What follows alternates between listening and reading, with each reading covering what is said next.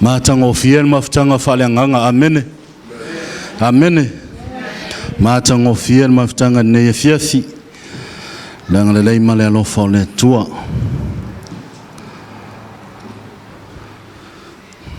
Hatalo fatu tato maftanga tato le wa mai aona.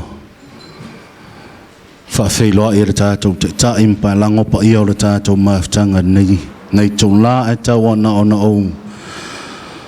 Tongi aso mo piam ia le fatalo fa le tato ta in fiafi.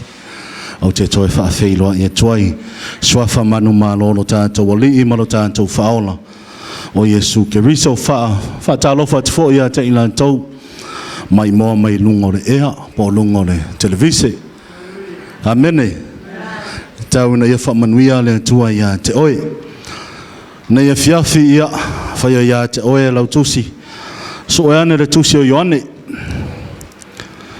Ioane lo nam ta upo e luas fumantasi.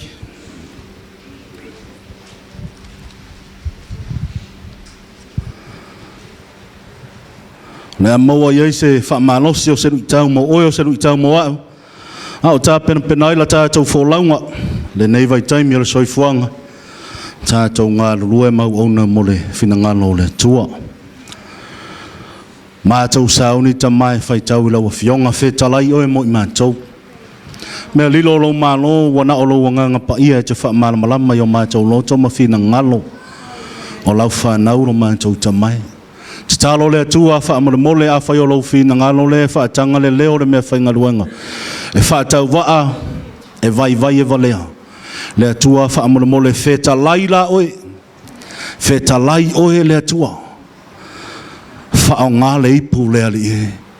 Wha o ngā le mea whai ngaluenga. Whai mala wa o lau whina ngalo lo mātou tamai. Ia alu male mana la upu ngoto i o mātou loto se ele u tāpena ina.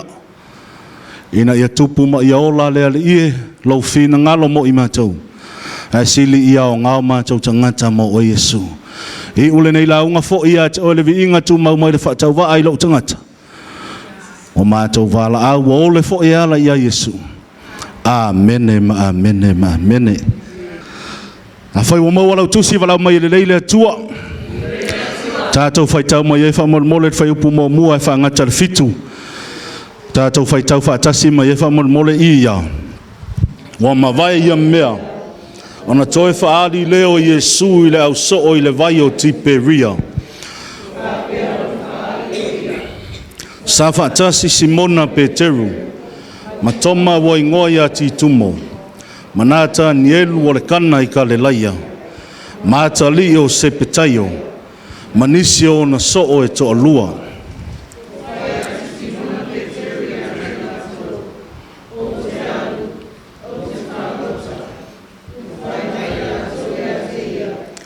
Tātou te o fo i maoi.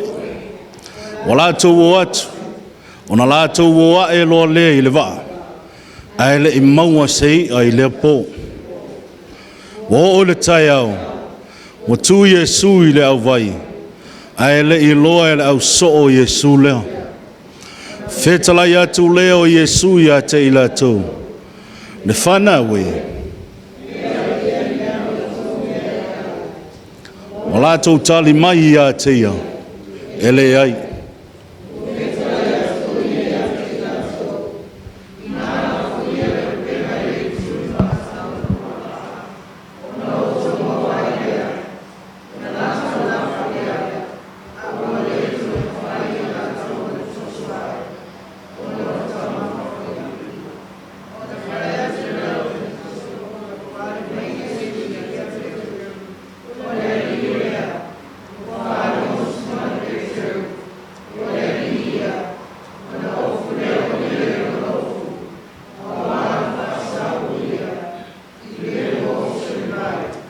Manuia le tua fai tawina o lana fionga pa ia nei fiafi. Fai upo lima lo ia se fasili na fasili ia li faola. Na ia wala ua tua ia te ila tau fa mai le whana ue. E iai ea se mea ai. O le fasili lana fasili ia Yesu. I le fai ngā Faiva Peteru maniso le au so o fai mai Yesu. Le whana ue Peteru mai Ioane.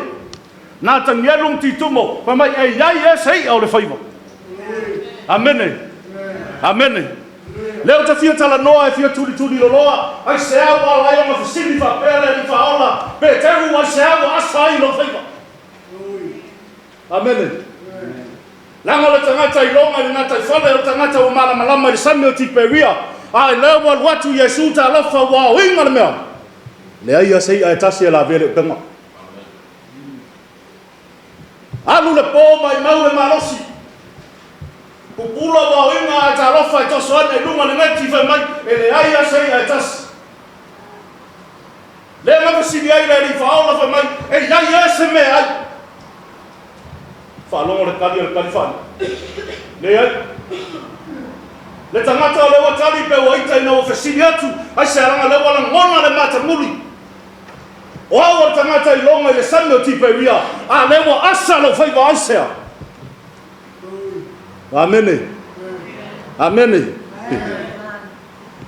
Walu le po ta pena walu le po ato wa au wa vai. Tele meo le malosi au le pupula ia. Waka wanga le makala le pupula le fia moe.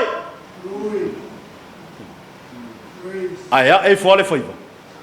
Ele ai ia se. Ta lo fa ile malosi le watoso ane mai mau. Ta lo fa le tapenanga e kosoanga wa makwa ile ai masemea. O ngai kala ia ile ina mo fesini le tangata. E ia se mea ai. Ta wana o toi fangu ilo mavo fau le ne fiaf.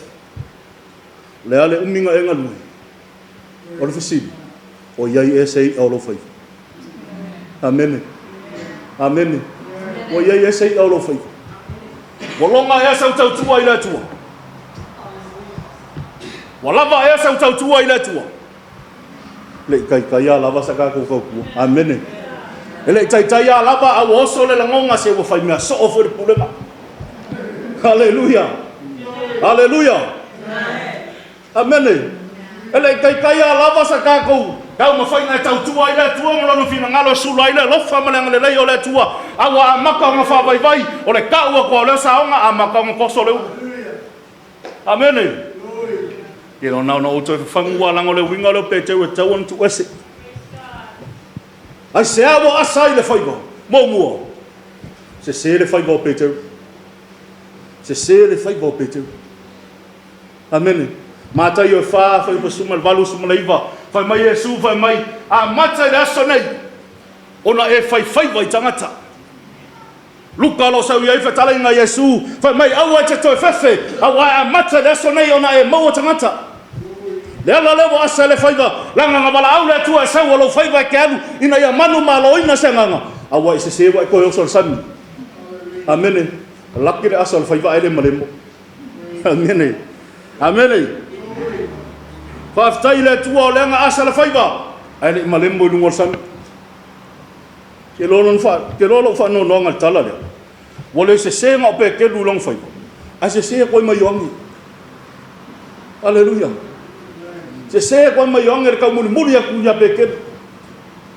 Wole se nga pe te a se ko malisi ko ongo. Ko ke le ya se re ye. Amen. Amen. La ke lo ele o Faiva nga awa e manga o e koso. Ka muri ko ele mai si a fo mal le moila ko. Ya fo ya awa le me o la pula ele se me. Ai se langa la se re Faiva. Se re Faiva. Amen. A se le Faiva. E a e fua fo ia ele se me mo. O au tau mafainga. A fai ele o lo wala winga le nga ele fasina manga le nga le tua. E fiwa ka mafai. Ele ia sei ai la vere kam. Hallelujah. Hallelujah. Langa tau mafai e Peteru lo na poto fai mai tato wo. O leo la o walu le samio ke fangoka langa wo longa. Ha o nga ka le ke le la fangoka koso a. E ka sia koso. Laval me ayo le fief. E ka sia koso ngol nge kira laval le kaltura. Amen. Ai toso. Ka lo fa wa koso mai wa nga ole mai ma. Koso mai ya wa nga nga. Ha koso.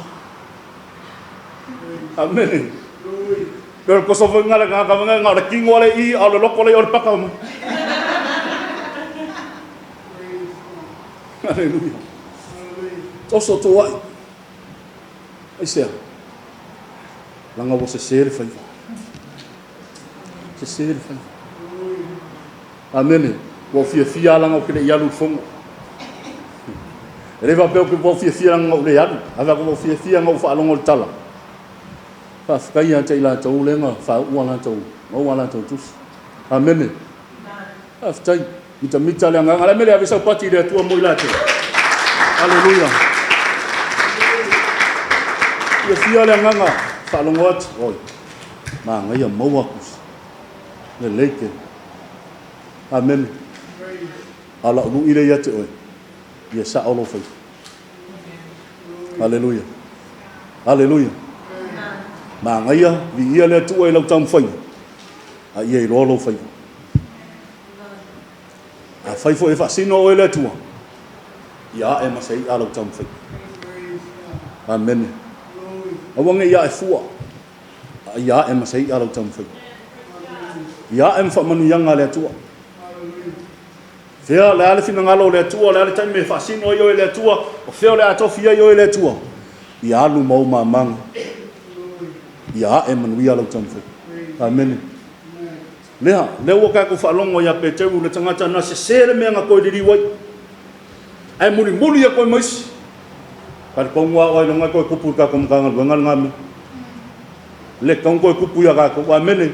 Ta tau wo fa loinga ta tau tangata le tua ele ka ka on ko ka muri se a fa ya se seres. A wa ka muri fu wai. Langal ma aka val solo fi wa kan fa yele pesen. Amene. Ai fifo ya tangata e tamfai lona poto mo lona tamai a fai ya se fa maria ele ya se meku amen ma o tam fai ya fa mai yesu e ya se me wo mo le ai Aisea le ngaka inga se sere fai ba lua se sere kau kai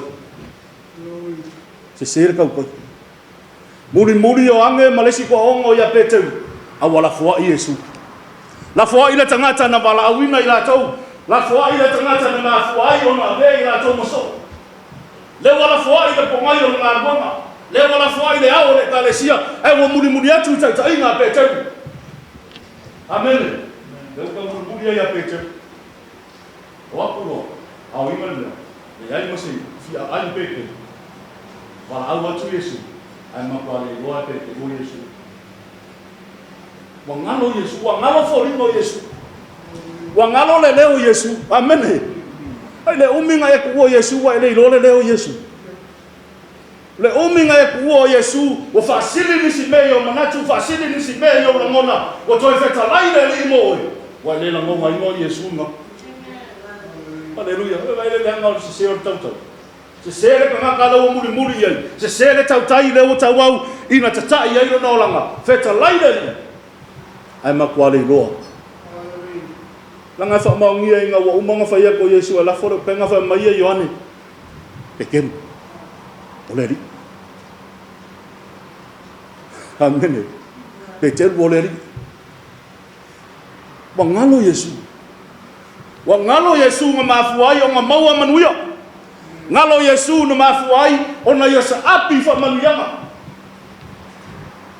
Awa toi fo ia le tamai telo tei. E o ngala fo ele tangata Yesu ono le tele o me o mai le langa ni. Nga walu Samoa fo mengi Samoa.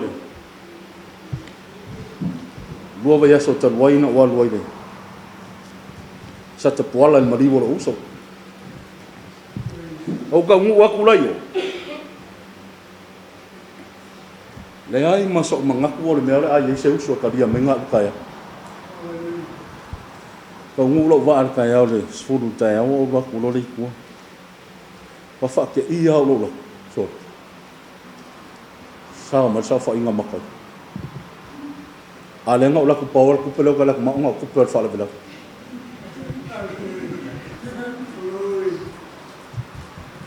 Okay pa. Makwa ma wa ku le mele wo. Ai ma ma wa ka le mele fa le su ye. Langa la ako fa pe ia. O le la fa i fo fo. O fa ka tali do le. ngalo tala te mana te ta yelo fina ngalo le fia nei mo me se se ka pai o mai ke lo kan ta sino se ma to sino se o ta to mana i me tu mama na to mata wa kula ia fa tala no ngalo ainga le ta ya o le o ma to feilo fa ka ringa mai ngoa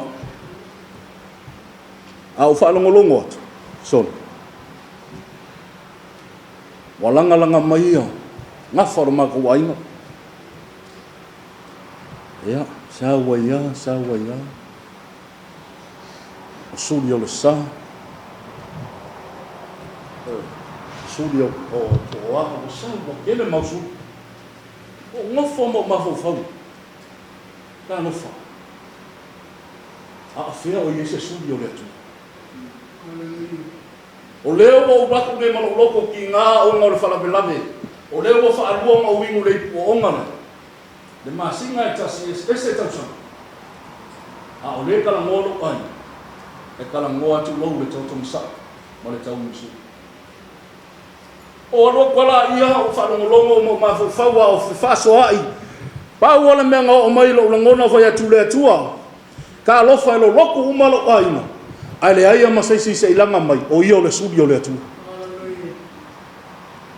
ho ngofo ya nga o uma manatu o nga ufa ngoile mo so wa bango ngo so atu le mo fa la talata tu yai ai ku va ili vanga le fakalinga pa io lo ka ko wai pa nga lo fa ngo nga lo fa ngo fa mai fo i wa lo ka ko wai ale ai mo se studio le tu lei ma se studio le nga ngai ko komu sa ki nga o loto e nga o ka ma fai asa ia wingu le puvai o le ola mo ke riso e fa kai mo ke riso o ati nga uia Yesu nga mangu malo le loko fa mangalo ma o ko mo fai o king o fai atu ia lo wai ma a o fia se studio le tu fia o se studio le tu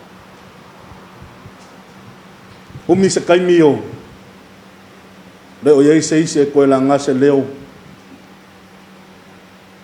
o nga fa pele o puole to inova ili fa aftai a le bo e a mai le studio le tu le bo e a mai le studio le tu o ile fa ko le nga kongu ka ko wo ile tu fata ile tu ile tu se loto tino e ui au le kokomsa fa nau mai ese manuia to tono le tātou ai mai fea e leo le tangata au le sa au le tautai amen te leo mita lai se mea nga o mawhai au te whaafetai ono o Yesu ngā mawhai o ngā whaamalo sia o ia lenga kau kaila uolang ngā mawhai e o ngā o momoli se whiau ngā mawhai o ngā o momo e ui ngā ki ngā ngā o folo ngā o wingu pe tu le tua a fai o le melenga e vala awinga ia fai alo finanga ia fa nau le loto fa ma ke ku ua sa mo nga fai le fai lo inga mai ha ma le ko fa ma au ke ku ua sa mo sa uni lungol va ala o so le va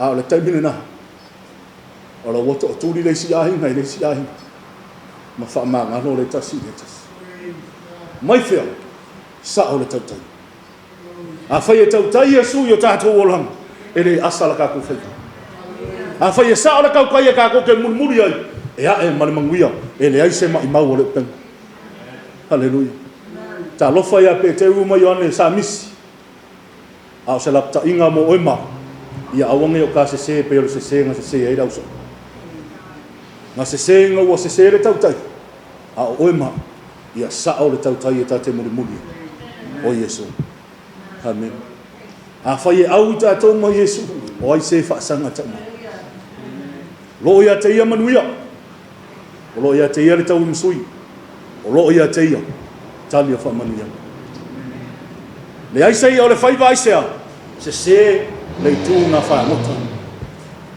se le ku fishing on the wrong side Langa ia wakua kwa wole se me maua ala kua ia. Lafo kwa le penga wa sawa la ve ma lafo ia.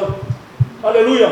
Wa fiwa ka mafaya kule kule wole se me la menga le suya le to fa ma to tu ile lo to le penga. Olo ia le si kua le va ka nga fa ngokai. E ta lo fa wa ngalo Aisea. Langa wa maka nga fia le langa lo ko fo ia. Le wa to fo ia I puaiva. Le wa to fo ia le lo pala. Wale mana o to fo I mai le kasi ku se ko fa ma mainga. A wo fia ngo fo ai. A fa ia o le wala vale. Hallelujah. Hallelujah. Peteru. Se awa asai lo fai. Wale kai me ko fo I mai le. Hallelujah. Well, they made it for so they were doing the best thing. They think that was the right thing to do is go fishing. Because Jesus is not here. Hello, come here, I'm a kayonga. Comfortable ka ko le me wo yai. Awalo ba ya to le ai me fai fa. Amen. Hello pe ba ya ku fai fa pe le. Ola ba ya to le na pa ye. Hallelujah. Ba ya to le na pa. Sa ole ku te whanau ka kelo I ngau sa ma Yesu tongi la yo le penga I le tasi tu. Waka ka mufe. Ale ya Yesu. Empty your bag. Fi waka wa whanau ka. Ale ya Yesu ma sai le penga. Ai le sei. Nga ole mai ai le sei. Amen. Inga ka. Ai le leio. Ore ia Yesu fa mai e toso ane le pen wa kau le mwhainga kosa le ngaka e kau le mwhainga kosa ai le masai whanau amen amen ai le leo le atua le leo le atua ngake fua ia ku manguia ngake whaatamao ai ngaina oe ai ere kai me kukua o se male atua kukua se sere me ke punga ia mai whanau koe Hallelujah. Le yerenga oi fa te fo man to foi fe. Ye sa o le penga sa o Faiva. Ye fire fi nga lo le tua. Amen. Peteru se awa asai Faiva. Se o le fenga Faiva. Se le me wo ko di ye Peteru. Se le tau tai. Se le punga ye. Mo walo wa no. Ka ke fa sa o le mese Peteru. Amen. Ia o ngai fa wo inga ia te o ma o le se o Peteru. Ai ave o ma o matangata. Ava ai atu o tau fa le ton. Fa sa o le nganga o le tu. Amen. Fa sa o le ma futa ma le tu. Fa sa o le wolo fa le tu. Ia fa manu ia mai le tu ne fiaf. Tato ma ftanga fo ila ia te o lo bi inga lo ma tu te mai. Tu mau ia te o le tu. Le bi inga nei masa mai o fa va. La upu le ia na tau talangia ne fiaf. La yo le upu ala o fio le o se upu le tangata le tu. Fa yo le me te fina ngalo ia I tawina yo ma tau lotu. Ai silo no ma tau fa peif. Ia te o lo bi inga lo ma tau tama. Fo I mai ia te o le fa tau. E ala ia Yesu. Amen. Amen.